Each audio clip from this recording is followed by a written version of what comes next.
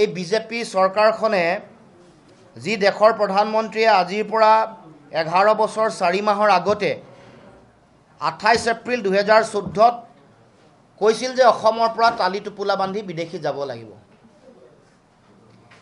কিন্তু কোৱাৰ পাছত আজিলৈকে আমি দেখিছোঁ যে বিদেশী তেওঁলোকে না চিনাক্তকৰণ কৰিছে, না ভোটাৰ তালিকাৰ পৰা নাম কৰ্তন কৰিছে, না বহিষ্কাৰ কৰিছে। তাৰ বিপৰীতে এতিয়া নতুন এখন তেওঁলোকে নিৰ্দেশনা জাৰি কৰি অনুপ্ৰৱেশ আৰু বিদেশী ৰেহাই নিৰ্দেশনা 2025 এইখন অসমত বা ভাৰতবৰ্ষত বলবৎ কৰি অতিৰিক্ত আৰু 10 বছৰৰ বিদেশীৰ বোজা অসমক দিলে।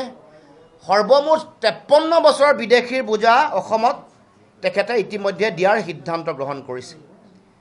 গতিকে আমি দেশৰ প্ৰধানমন্ত্ৰী অসমলৈ অহাৰ এই ক্ষণত আমি আপোনাক সুধিব খুজিছোঁ যে আপুনি 16 মে দিনটো ক'লে, তাৰিখটো আমি পালোঁ।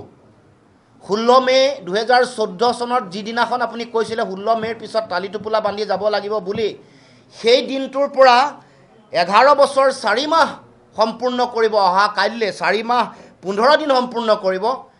আপুনি দিন ক'লে, এতিয়া চনটো অনুগ্ৰহ কৰি এবাৰ কৈ যাবৰ কাৰণে আমি আহ্বান জনাইছোঁ। কাইলৈ আপুনি অসমৰ মাটিত অহাৰ লগে লগে কোন চনৰ ভিতৰত বিদেশী আপুনি তালি টোপোলা অসমৰ পৰা যাব লাগিব, তালি টোপোলা বান্ধি, সেই কথাটো অসমৰ ৰাইজক ক'ব লাগে। এই প্ৰশ্ন আমি উত্থাপন কৰিব খুজিছোঁ আৰু ক'ব খুজিছোঁ যে অসমৰ প্ৰতি আপোনালোকৰ এই ব্যৱহাৰ বা এই দৃষ্টিভংগী কিয়?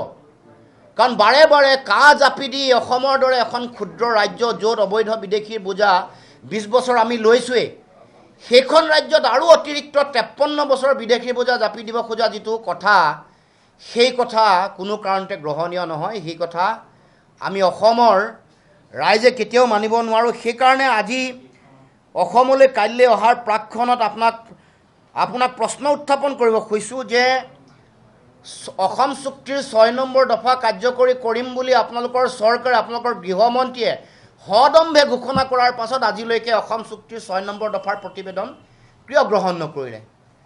এই বিজেপি চৰকাৰখনে যি দেশৰ প্ৰধানমন্ত্ৰীয়ে আজিৰ পৰা 11 বছৰ 4 মাহৰ আগতে 28 এপ্ৰিল 2014 কৈছিল যে অসমৰ পৰা তালি টোপোলা বান্ধি বিদেশী যাব লাগিব। কিন্তু কোৱাৰ পাছত আজিলৈকে আমি দেখিছোঁ যে বিদেশী তেওঁলোকে না চিনাক্তকৰণ কৰিছে, না ভোটাৰ তালিকাৰ পৰা নাম কৰ্তন কৰিছে, না বহিষ্কাৰ কৰিছে। তাৰ বিপৰীতে এতিয়া নতুন এখন তেওঁলোকে নিৰ্দেশনা জাৰি কৰি অনুপ্ৰৱেশ আৰু বিদেশী ৰেহাই নিৰ্দেশনা 2025 এইখন অসমত বা ভাৰতবৰ্ষত বলবৎ কৰি অতিৰিক্ত আৰু 10 বছৰৰ বিদেশীৰ বোজা অসমক দিলে।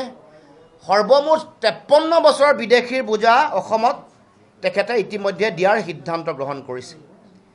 গতিকে আমি দেশৰ প্ৰধানমন্ত্ৰী অসমলৈ অহাৰ এই ক্ষণত আমি আপোনাক সুধিব খুজিছোঁ যে আপুনি 16 মে দিনটো ক'লে, তাৰিখটো আমি পালোঁ।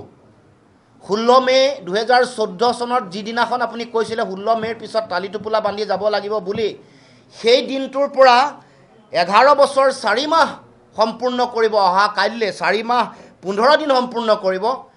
আপুনি দিন ক'লে, এতিয়া চনটো অনুগ্ৰহ কৰি এবাৰ কৈ যাবৰ কাৰণে আমি আহ্বান জনাইছোঁ। কাইলৈ আপুনি অসমৰ মাটিত অহাৰ লগে লগে কোন চনৰ ভিতৰত বিদেশী আপুনি তালি টোপোলা অসমৰ পৰা যাব লাগিব, তালি টোপোলা বান্ধি, সেই কথাটো অসমৰ ৰাইজক ক'ব লাগে। এই প্ৰশ্ন আমি উত্থাপন কৰিব খুজিছোঁ আৰু ক'ব খুজিছোঁ যে অসমৰ প্ৰতি আপোনালোকৰ এই ব্যৱহাৰ বা এই দৃষ্টিভংগী কিয়?